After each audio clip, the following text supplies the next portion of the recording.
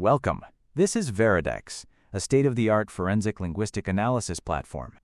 Veridecs leverages the principles of statement analysis and computational linguistics to identify markers of deception and cognitive load in both written and spoken discourse. Unlike traditional methods, Veridecs focuses on the structure of language, how and which words are chosen, and how the expected narrative flow is disrupted. Today, we are debuting a new milestone in our technology: direct video language analysis. This feature allows Veridecs to ingest video footage, transcribe the audio with high fidelity, and immediately run forensic algorithms on the spoken content. To demonstrate this functionality, we are looking at a pivotal moment in criminal history: the August 2018 media interview of Chris Watts. At the time of this recording, Watts' wife, Shanann, and their two daughters, Bella and Celeste, had been reported missing from their home in Frederick, Colorado.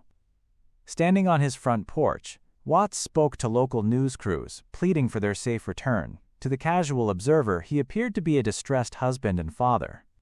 To the forensic analyst, and to the Veridecs engine, his language told a very different story.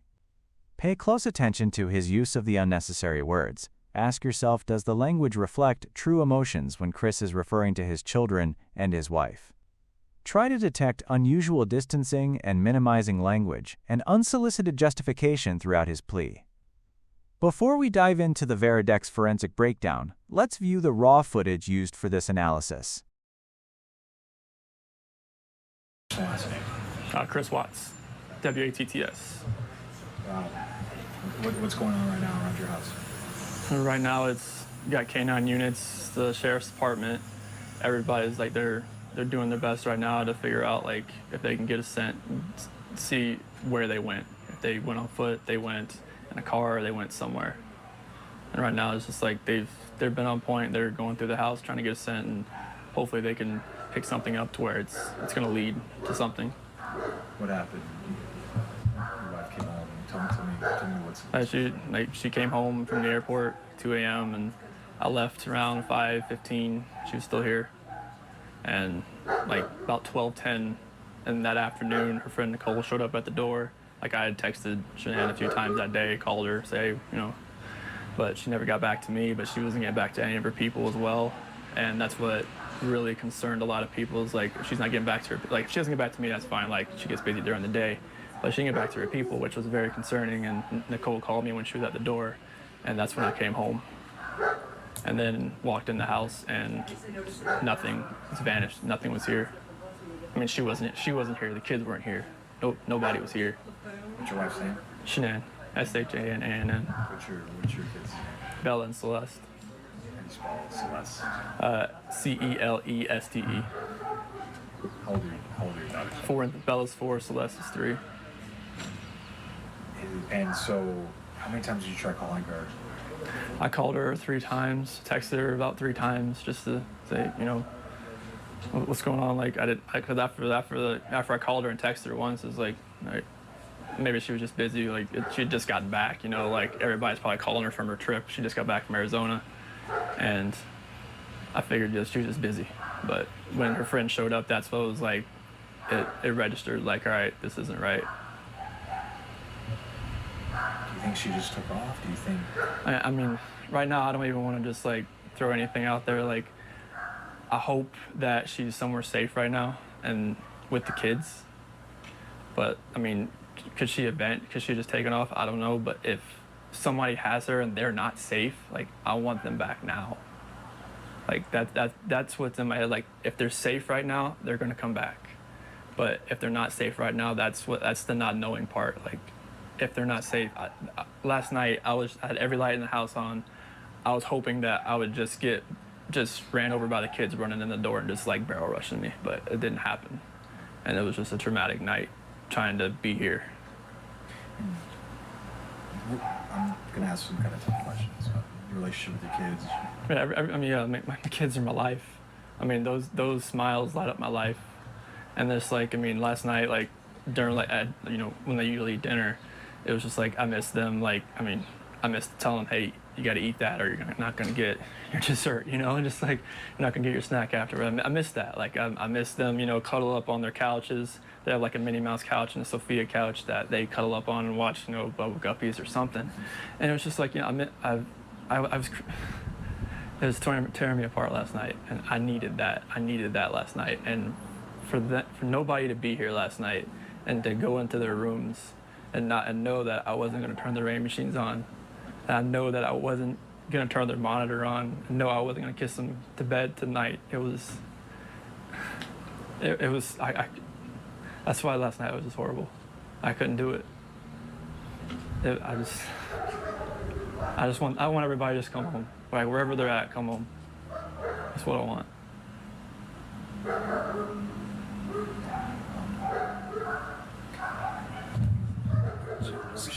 Where was she gone for? She was on. She came back Sunday. You said at 2 at night. Yeah, because her flight got delayed from Arizona because of like other storms around the nation. So she's supposed to get home like 11. She got home at like 1:48. She got in bed about 2. What was she going for? Like family trip or what? It was a Thrive direct sales. It was a local event that was down there between a bunch of leaders in the company. And that day she was back.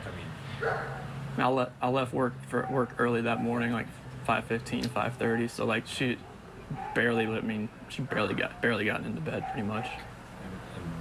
And this might be a tough question, but did you guys get into an argument before she left? It wasn't like an argument. We had an emotional conversation, but I'll leave it at that. But I just want them back. I just want them to come back. And if they're not safe right now, that's what's tearing me apart. Because if they are safe, they're coming back. But if they're not, this has got to stop. Like somebody has to come forward. You spoken to her family, like her parents? Yeah, they've been in constant contact, like every hour. Everybody back in North Carolina and the East Coast. From Maine to Florida. What is her parents saying to you? They're just like if they need to get on a flight, just let them know. Because they feel helpless right now because they're on the opposite side of the country. Colorado is. You can't just drive around and look. It's just like you wouldn't really know what you're looking for. That's what the cops pretty much told me. That first day, I was like, I want to get out and drive around. They said, you wouldn't know what to look for. Last couple questions. What is law enforcement? What have the police or the sheriffs or your neighbors? What's police saying to you? Right now, this is what they're doing right now is with the canines in the sense. I think this is the biggest thing. This is the biggest thing they've done so far because yesterday the Frederick Police Department did all the searching of the house and tried to gather whatever information they could. And with the detectives, officers, and sergeants, and today it's, obviously with all the activity that's around, there's a lot going on around here, and I really hope that all this can lead to something positive. What did your neighbors, did they see anything? Did your neighbors see anything? No, like the police department went door to door asking, like cameras and everything, just like nothing. And my last question, if you have any of them, so feel free to step in. My last question is, if your wife can see this, if she can watch these, what would you like to tell your wife and your kids? Shanann, Bella, Celeste, if you're out there, just come back. Like if somebody has her, just please bring her back. I need to see everybody. I need to see everybody again. This house is not complete without anybody here. Please bring her back. That's it. I can take that mic off you. Veridecs has successfully processed the video footage and completed its linguistic forensic mapping. We will now review the results. The initial scoring display is designed to provide the investigator with an instantaneous diagnostic of the subject's veracity. However, the true power of Veridecs does not rest on the score. Our results are forged through a dual-process architecture, the clinical precision of cold, rule-based back-end logic, derived from decades of established statement analysis, integrated with the contextual nuance of deep learning artificial intelligence. Together, they reveal patterns the human ear has evolved to overlook. The primary label assigned is denial escalation. Our summary indicates a significant presence of deceptive markers. The subject demonstrates critical pronoun omissions and persistent distancing language. His account of the disappearance is emotionally disconnected, and his plea for his family is structurally weak and conditional, a red flag in forensic linguistics. The metrics tell a compelling story. An evasion score of 90 and a deception probability of 85% suggest a highly managed narrative. Most telling is the coherence score of only 35, indicating that the logical flow of his story is internally fractured, likely due to the high cognitive load of maintaining a fabrication. We have detected a leakage severity of 85 out of 100. Leakage is the unintentional release of truth that occurs because a lie requires constant psychological management. Veridecs identified 16 distinct patterns here, including narrative tense shifts, referring to the family in the past tense while they are still officially missing. Note the forensic weight of specific vocabulary, the subject's use of minimizing word, just, 29 times during the interview. Of particular forensic interest is the appearance of the number 3. As observed in countless deceptive statements analyzed by Veridecs, the number 3, and its multiple 30, appears with statistical anomaly in fabricated accounts. When the mind does not have a factual number to report, it reflexively defaults to 3. Veridecs flagged the word, just, 29 times. This is a classic minimization tactic used to downplay the severity of actions. Additionally, his use of really acts as a persuasive intensifier. He is no longer stating facts. He is actively trying to convince the audience of his innocence. Next, we look at investigative hooks. Veridecs identifies specific linguistic vulnerabilities that require follow-up. We see repeated, passive compliance, and memory qualification. Our system suggests targeted questioning regarding his options at the time and the specific details he feels most confident about. Next, we observe a critical phenomenon: lack of proprietary interest.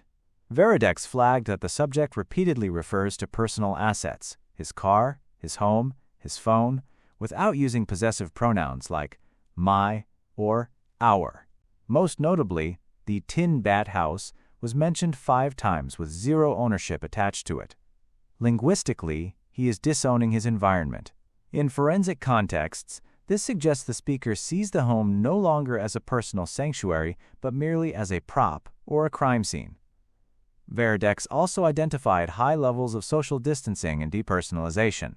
The subject frequently defaults to generic terms like somebody or this person when discussing participants in the narrative. By stripping individuals of their names or unique characteristics, a deceptive speaker avoids the cognitive strain of humanizing the people they are discussing. This allows them to maintain a scripted, sterile account of the events. We see further evidence of detachment in the passive voice detections. Phrases like got in bed or gotten into bed are flagged because they remove the actor from the deed.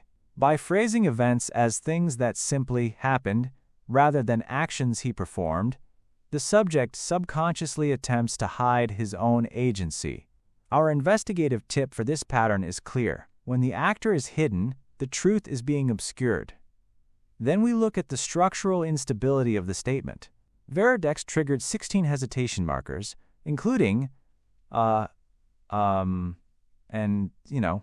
are not merely fillers. They are indicators of high cognitive load as the subject stalls to construct his next sentence.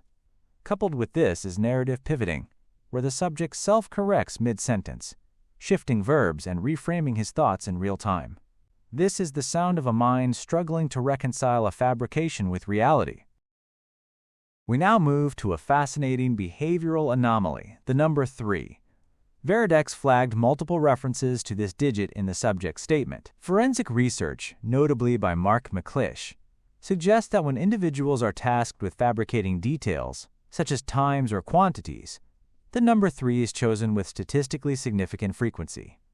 It appears to be a subconscious cognitive default when the speaker lacks a genuine memory. In this interview, Watt's repeated use of 3 acts as a linguistic fingerprint of a constructed timeline. Veridecs has also detected pronoun stuttering, specifically the I repetition. We use pronoun I constantly through our lives. It should be the easiest thing to say. Here, this is a verbal tic caused by a micropause in the brain. While a truthful speaker usually accesses a seamless flow of memory, a deceptive speaker experiences high cognitive load. These stutters are the sound of the subject shifting from spontaneous recall to active narrative construction, buying fractions of a second to plan the next part of the story. Perhaps most telling is the pronoun omission detected during pivotal moments. Watts omits the word I when describing the discovery scene, saying, "walked in the house," instead of, "I walked in." By removing the subject from the sentence, he psychologically removes himself from the scene.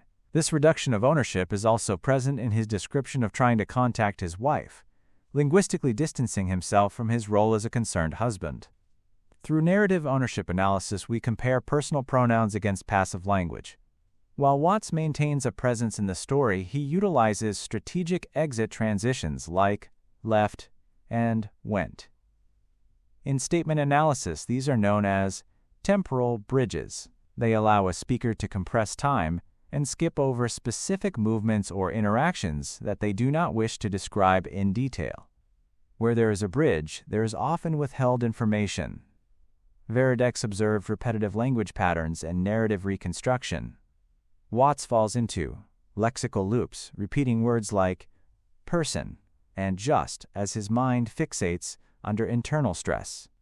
His use of "I was like" further signals that he is not reporting verbatim facts, but is instead reconstructing a stylized version of the event. He is no longer an observer of his own life, he is the narrator of a performance.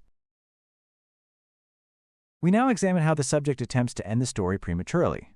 Veridecs detected narrative closure markers, specifically the phrase, pretty much. This functions as a psychological boundary, signaling that the speaker is withholding further information and wants the line of questioning to end.